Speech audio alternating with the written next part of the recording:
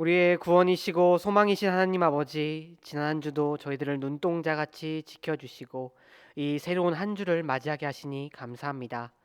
한 주의 첫 시간을 온전히 주님과 교통하고 시작하오니 이 한 주가 주님과 동행하며 주님이 주시는 은혜를 누리는 한 주가 되게 하여 주시옵소서. 주님, 우리들 이 어려운 세상을 살면서 오직 주님의 말씀만을 붙잡고 살아가기를 원합니다. 주님의 말씀 안에서 좌로나 우로나 치우치지 않게 하시고 게으르지 않고 열심을 품고 주님을 섬기게 하여 주시옵소서. 그러므로 세상으로 나아갈 때 시시때때로 하나님을 기억하게 하시고 주님의 은혜를 받은 자로서 그 은혜를 세상에 전하는 우리들 되게 하여 주시옵소서. 우리의 간구를 들으시고 응답하시는 주님, 이 시간 우리의 기도의 제목들 주님 앞에 내려놓습니다. 우리가 보기에는 어렵고 우리는 할 수 없을지라도 주님께서는 쉽게 해결해 주심을 우리는 믿으며 주님께 우리의 모든 문제들 내려놓습니다. 건강 문제로 고민하는 분들이 있다면 주님께서 치유하여 주시옵시고, 그 가정에 문제가 있다면 그 가정에 평안을 주시옵고, 그 직장의 문제로 고민하는 분이 있다면 그 직장 가운데 평강을 내려 주시옵소서. 우리들 언제나 주님께서 우리의 모든 문제들을 해결해 주실 것을 믿사오며 이 새벽을 깨워주신 하나님께 감사드리며 우리 주 예수 그리스도의 이름으로 기도드립니다. 아멘. 이 시간 함께 찬송가 298장 함께 찬양하도록 하겠습니다.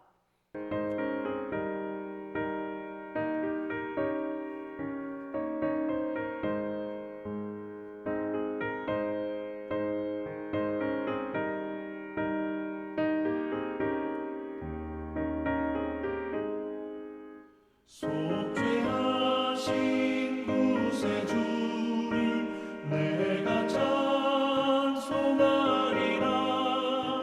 내게 자유 주시려고 주가 고난당했네. 그 신사랑 찬양하리. 나의 죄 사하려고 십자가에 죽임당한 나의 주 찬양하리. 내가 구원받은 증거 기뻐 전파하리라. 내 죄 모두 담당하신 주의 사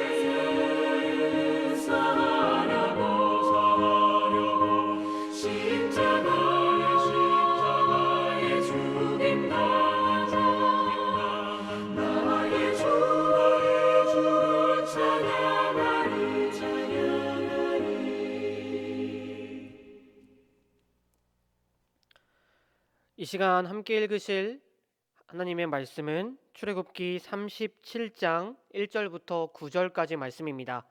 출애굽기 37장 1절부터 9절까지 말씀, 이 시간 제가 봉독해 드리도록 하겠습니다.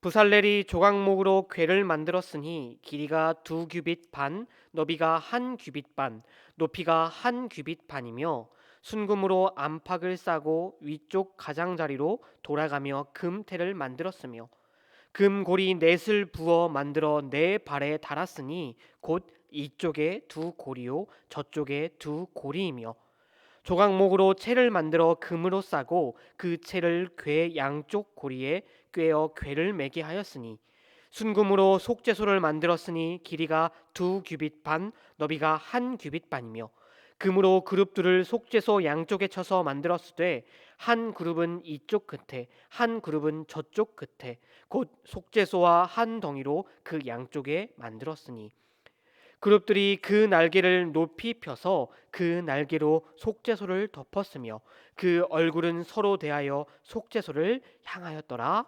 아멘. 성막을 건축한 이스라엘 백성들은 이제 그 성막 안을 채울 성물들을 만들기 시작합니다. 오늘 본문 출애굽기 37장에 등장하는 법궤와 진설상 그리고 향대와 등잔대들이 바로 그것이었습니다. 특별히 오늘 말씀 1절을 보시면 이 모든 과정, 이 모든 사역 과정은 브살렐이라는 사역자가 이것들을 담당해서 성물들을 만들었습니다. 이 브살렐은 하나님의 지침대로 자기 마음대로 만든 것이 아니라 하나님의 지침대로 이 네 가지 성물들을 만들어 나갑니다. 바로 황금을 사용해서 이것들을 만들었죠.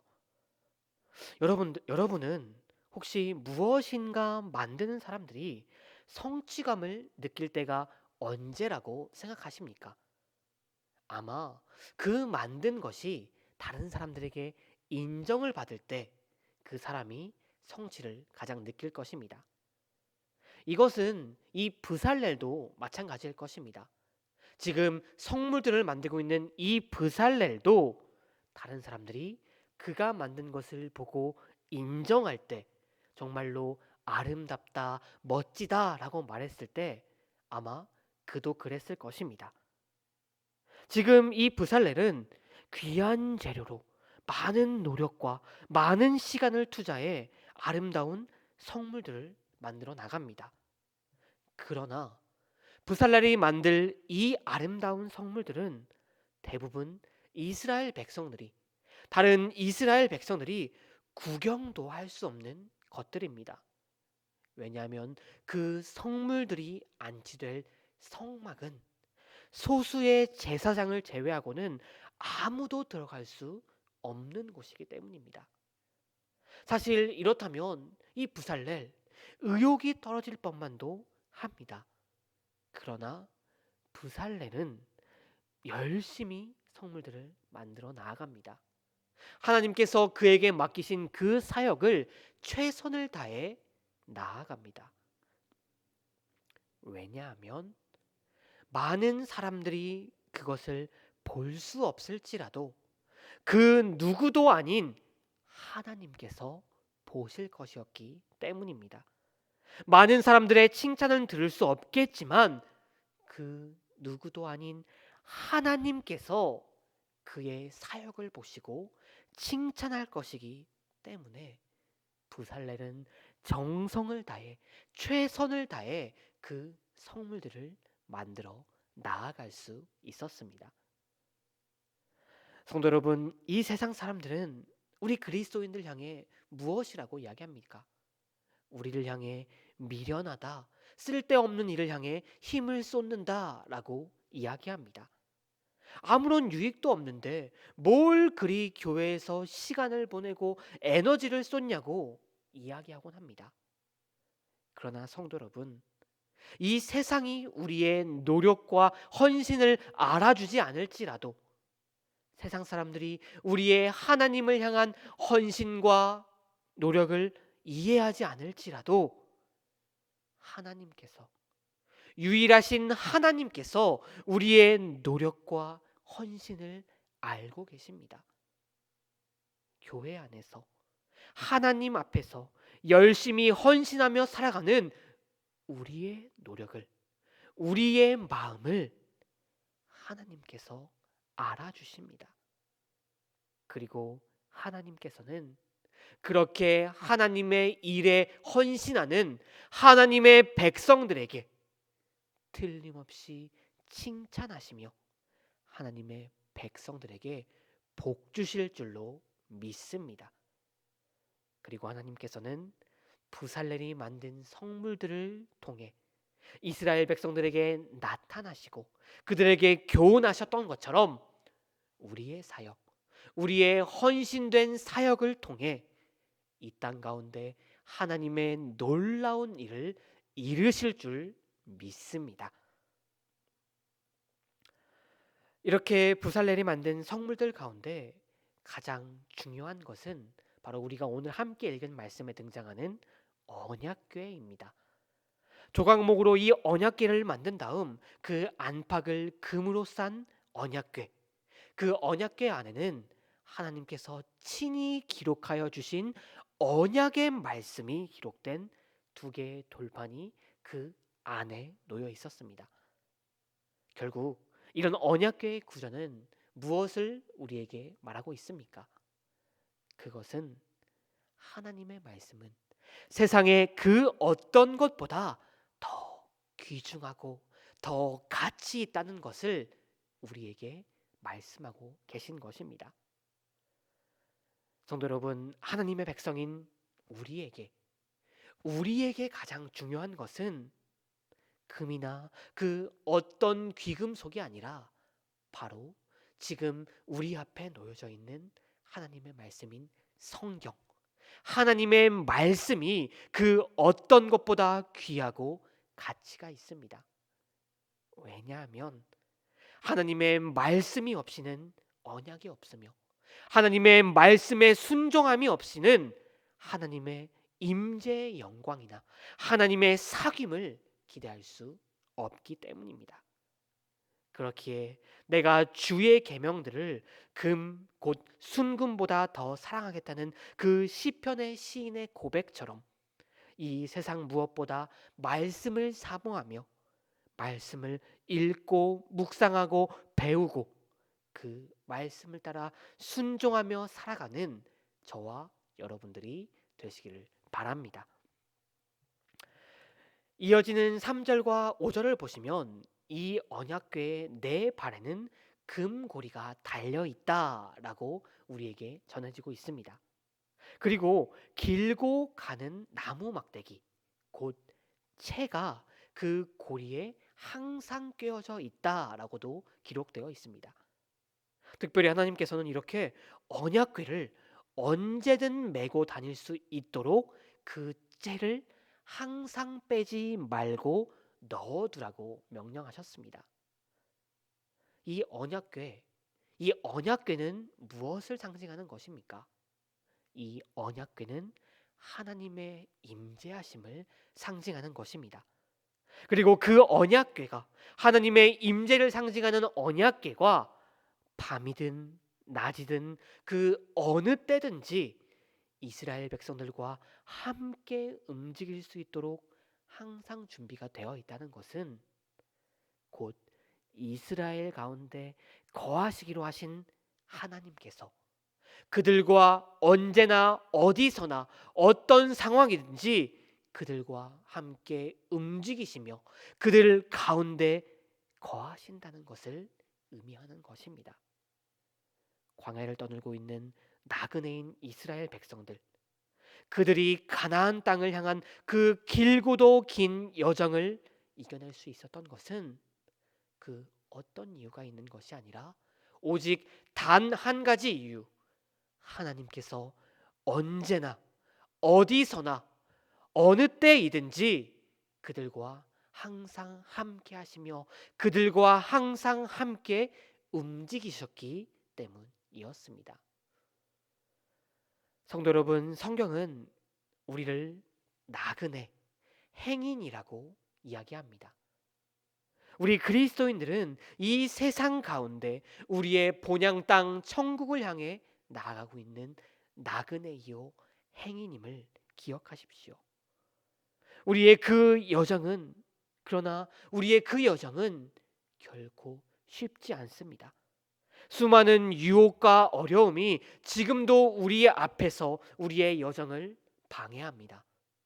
그러나 우리가 그 모든 여정을 이기고 하나님께 나아갈 수 있는 것은 주님이 우리와 함께 하시기 때문입니다. 우리의 힘이시요 우리의 방패시요 우리의 요새이신 주님께서 언제나 우리와 함께 같이 가시며 우리의 옆에서 우리를 인도하십니다. 그렇기에 우리는 언제나 주님을 향한 그 여정을 이겨 나아갈 수 있는 것입니다. 언제나 우리와 함께 하신 그 주님을 기억하시며 그 주님을 뜨겁게 끝까지 사랑하며 믿음으로 항상 주님 앞에 나아가는 그 삶, 코람데오의 삶을 살아가는 저와 여러분이 되기를 바랍니다. 마지막으로 6절과 9절을 보시면 부살렐이 만든 이 속죄소에 관한 기록도 등장합니다. 이 속죄소는 정금으로 만들어졌고 증거판이 들어있던 이 언약궤 위에 얹게 되어 있었습니다.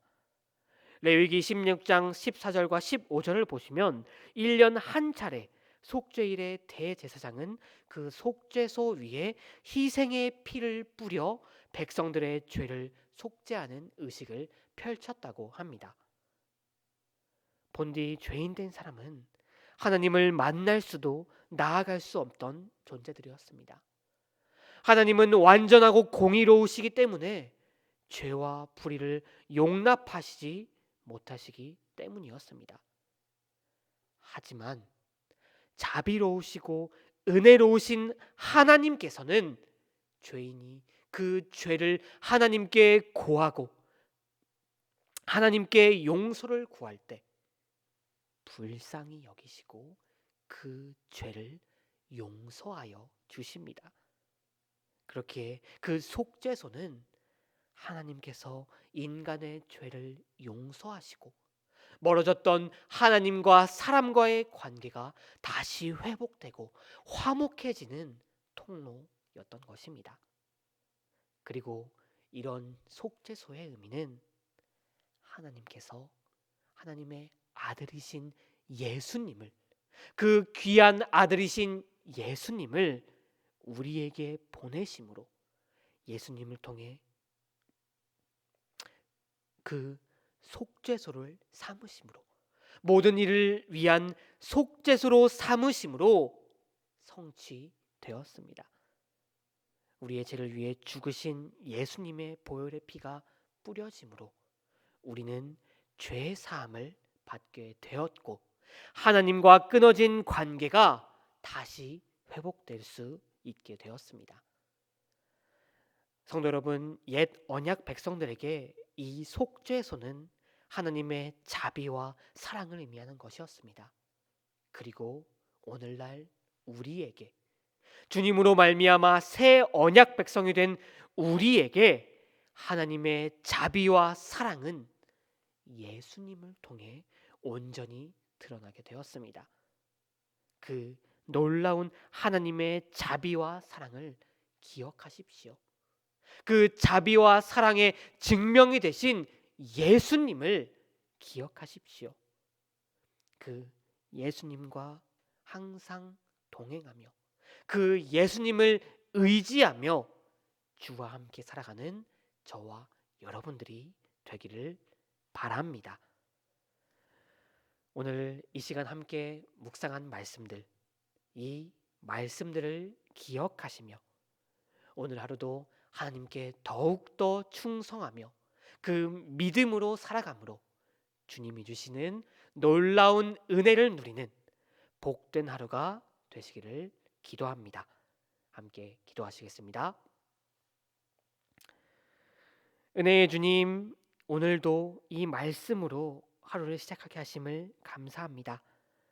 주님, 오늘도 우리가 주님이 주시는 그 놀라운 은혜의 말씀을 함께 나누며 그 놀라운 은혜를 마음속 깊숙이 새기고 나아갑니다. 주님, 우리가 어디를 가든지 순종하며 어디에 있든지 충성하며 늘 왕 대신 주님만을 사랑하는 믿음으로 주님께 영광을 돌리게 하여 주시옵소서. 우리의 삶이 주님의 기쁨이 되며 넘어지고 쓰러지지 않고 늘 주님과 동행하는 삶으로 기쁘게 살아가도록 하여 주시옵소서. 그리하여 이 땅 가운데 주님의 빛과 소금이 되어 주님의 영광을 돌리는 우리들 되게 하여 주시옵소서. 언제나 우리와 함께 하시는 우리 주 예수 그리스도 이름으로 기도드렸습니다. 아멘. 하늘에 계신 우리 아버지여, 이름이 거룩히 여김을 받으시오며 나라가 임하옵시며 뜻이 하늘에서 이루어진 것 같이 땅에서도 이루어지이다. 오늘 우리에게 일용할 양식을 주시옵고 우리가 우리에게 죄 지은 자를 사하여 준 것 같이 우리의 죄를 사하여 주시옵고 우리를 시험에 들게 하지 마시옵고 다만 악에서 구하옵소서. 나라와 권세와 영광이 아버지께 영원히 있사옵나이다. 아멘.